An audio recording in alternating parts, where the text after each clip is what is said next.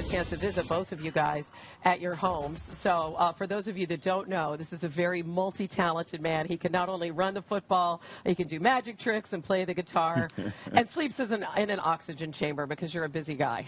Yes, ma'am. Appreciate you having me on. It is really good to see you again. I see you've been all over the place here in Houston. I want to talk about that in a moment. But first, the Giants made the playoffs this season. Overall, things could have been better. How would you characterize this season, though, in New York, getting back to the postseason? You know, we had overall a good season. We capitalized and made 11 wins. We earned all 11 wins. It's hard to do in the NFL, as you know. We did a lot of things well. Sometimes it was overshadowed by the things we didn't do so well. We made it to the dance this year, but we showed up with 2 left feet, and we stalled out.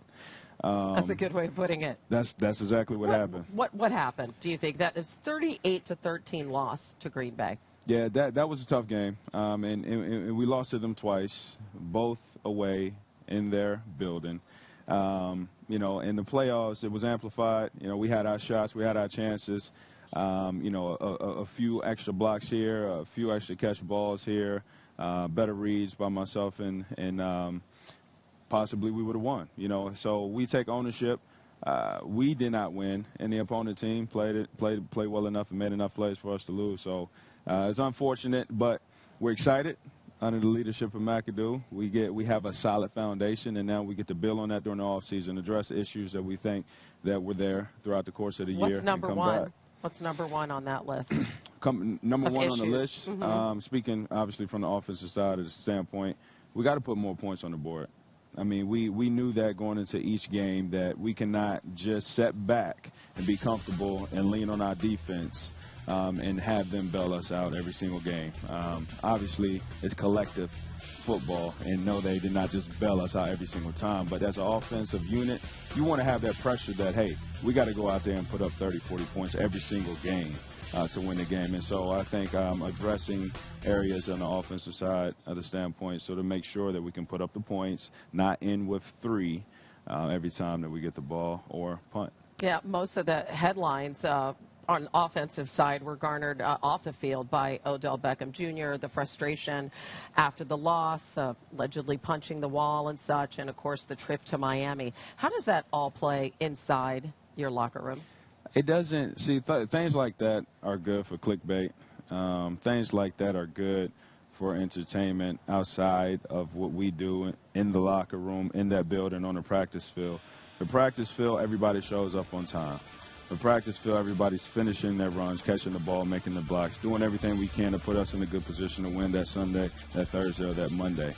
But things like that can cause a distraction from the outside. And so maturing as a unit, individual players, everybody understands that being in New York, especially, because anything you say can and will be held against you, we want to eliminate those. And we understand that coming back, that's something that we're going to have to do.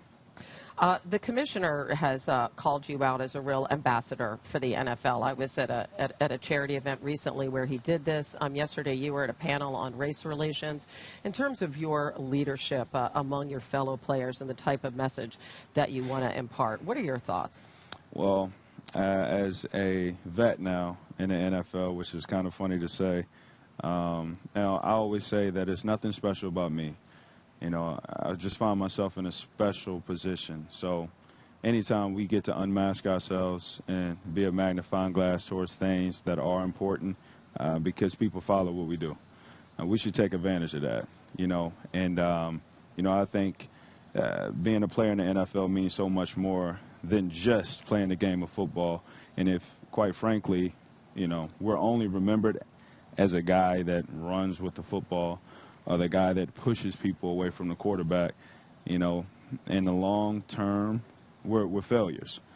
So as what it means to be in the NFL is to be a man and be a representation of what it looks like to be a man in society. Nicely said. Rashad Jennings, always great to talk to you. We're going to talk some football coming up, all right? So Awesome. Stick around.